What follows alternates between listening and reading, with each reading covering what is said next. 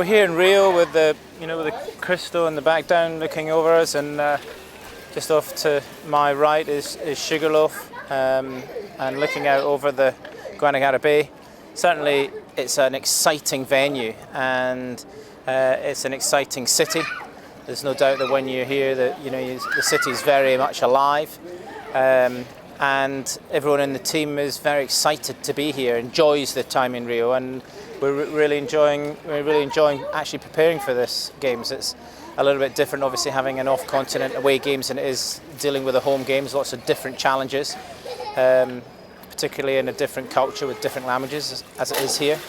But it's a challenge that everyone's revelling in at the moment, and the mood in the camp is great, and people are really looking forward to the time that they've got to spend now in Rio between now and 2016. And in fact, I think the biggest challenge as far as the city is concerned is going to be the fact that sailors are going to miss their time in Rio after the games has been and gone. 1 year to go to the Olympics now in Rio, here in Rio. It's a fantastically exciting time as we prepare for yet another Olympic Games. It doesn't seem like 3 years have passed since 2012.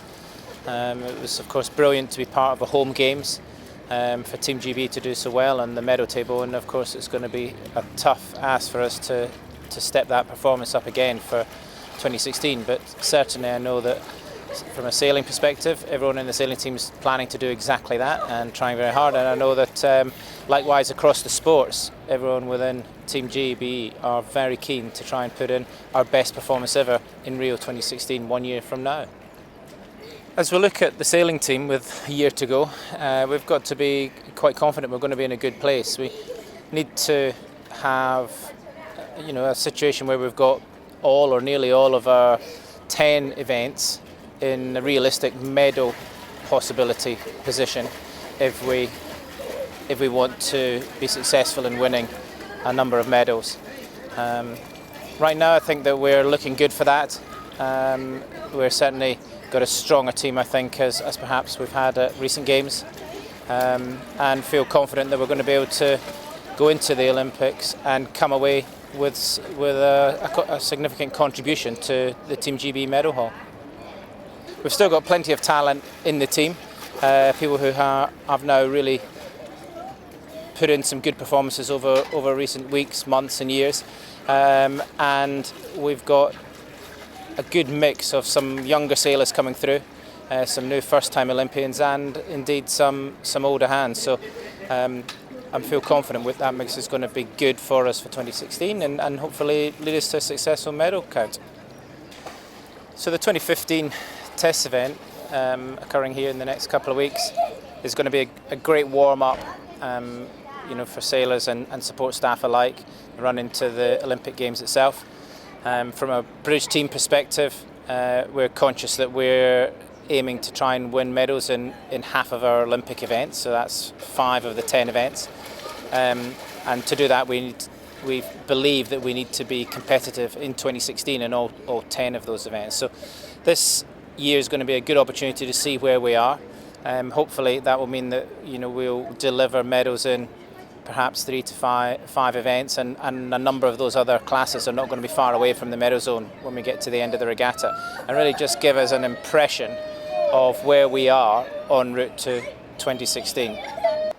As we enter the last year towards the Games, there's no doubt that Rio is full speed ahead in terms of trying to make sure it's got all its facilities in place ready for the Games itself. For a sailing perspective, the Olympic Marina is currently a building site, although the building is taking place at a high rate of knots. Indeed, we met with the marina manager just yesterday, and he confirmed that they were expecting all the building to be complete by the beginning of January. So it should look good by the time we get to the Games itself, but certainly for this year, for 2015, for the test event, the venue is going to be a bit of a challenge.